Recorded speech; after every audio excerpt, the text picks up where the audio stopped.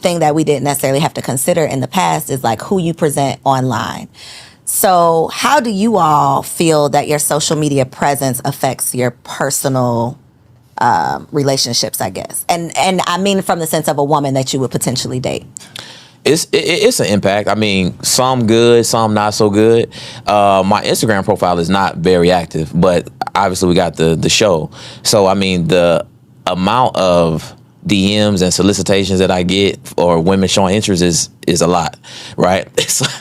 And it's funny because once it started happening, I literally called Tyshawn and I'm like, yo, I have to get back into the word because I got to get my discipline right, right? Because it's crazy because, you know, depending on why you want to influence people, right? So I really had to take a look at that, why I wanted to influence people. And I had some vanity underlying in there. So when I started getting those DMs, it's like, oh yeah, this is what I wanted. And I had to really look back at it. It's like, okay, look, if this is the goal, then we're not gonna make it very far. Mm-hmm. If income is the goal, then we're not gonna make it very far. So I really had to go back and look at, hey, why exactly I wanted to do this. So now the same DMs, I'm like, I don't respond. Right, I actually don't like it. You know, so some people would consider that good. You know, they got more people to pick from. But me personally, I don't think so. But I would say one of the negative things is just having an opinion. Mm-hmm. So because I have a publicized opinion, I am now coined as very opinionated. When I have just as much opinions as you don't like as your mom does, mm-hmm. or your dad, or your brother, your sister. Trust me, you ask them opinions on some hot topics, they're gonna say a lot of stuff you don't like, right? But because I am publicized, then it does sometimes impact not a woman's level of attraction, but her willingness to actually go out and you know, go on a date with me. Sometimes I'm able to work through it, but other times, to be honest, there's just women that they like stay far away. And you know, like ladies is, you know, y'all researchers. Oh yeah. Sure. So y'all gonna research your man, y'all gonna look at his LinkedIn, his Instagram, if he had a MySpace back in the day, y'all pulling up everything. So it's interesting having a relationship podcast, because if you're dating and you got a relationship show, that's the only place they're gonna go. Mm-hmm. They're gonna go to every episode and binge every single episode that you've had, and they're gonna pull up anything that did not make sense. You know, when you guys first started the podcast in 2021, when you had so and so on, you said, you know, so like you gotta address all these things. But here's what's interesting though, because with the young lady that I'm dating now, so interesting.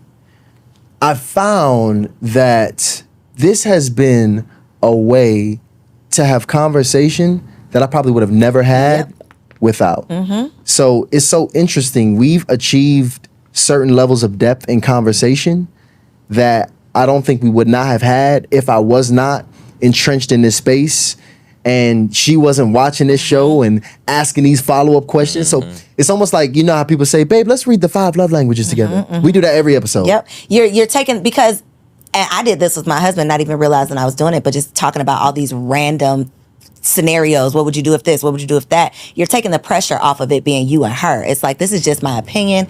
It's not directly affecting us, but now it's a talking point. Now I understand your thoughts. Now we can have a conversation on this. Now I can get to know you better. Now I can understand you better. And it's not I'm judging you on your opinion, or I'm taking it personal because it's an attack. It's just creating a conversation. So I love that. And you learn a lot. That's important. Yeah. That's important, especially when you're dating, because I think that's the biggest place we're failing in dating. Those questions and those conversations really allow you to understand the person's values. Yep. And how they think and make decisions. Yes. When you looking to apply for a job, they got a whole host of scenario questions so they can see how how you think and how quickly you can get to that solution. So I think if more people ask scenario-based questions, they could potentially learn a lot more about their partner. And that's the beauty of podcasts, though, because, I mean, even if you're not hosting the podcast, just watching a podcast with your partner, just watching it yourself and then taking that conversation back home. You know, even though word on the curb is, you know, black people need to let go of the podcast equipment. Like, we need to just take it out of the hoods. We need to get rid of it. I do think that it's creating the conversation, right? R.I.P. Kevin Samuels. People had whatever your opinion was, he created conversations. Yeah. Absolutely. He brought up these topics that need to be talked about. Whether or not you appreciated the way he presented them, a lot of the conversations that he brought to the forefront needed to be had. They were things that we just were sweeping under the rug and pretending like, you know, what we've been doing have been working, and it obviously has not been. He is truly the godfather. Shout out to Kevin Samuel, because this is the thing. Kevin really brought the conversation to the table. He did. Like it or not. Like it or not. And the thing about it is we still not having enough conversations, because I can, attest to this personally. I didn't even and start investigating or look to understanding the dynamic between men and women or relationships as a whole until I was about 29, 30 years old. Mm-hmm. So you got to think about that. I'm well into my career. You know what I'm saying? Finance, okay, I understand that we don't need to be broke, because that's how I grew up, right? Mm-hmm. But that's it. I mean, it's more to life than that, right? Mm-hmm. It's more to being a man or a woman than that.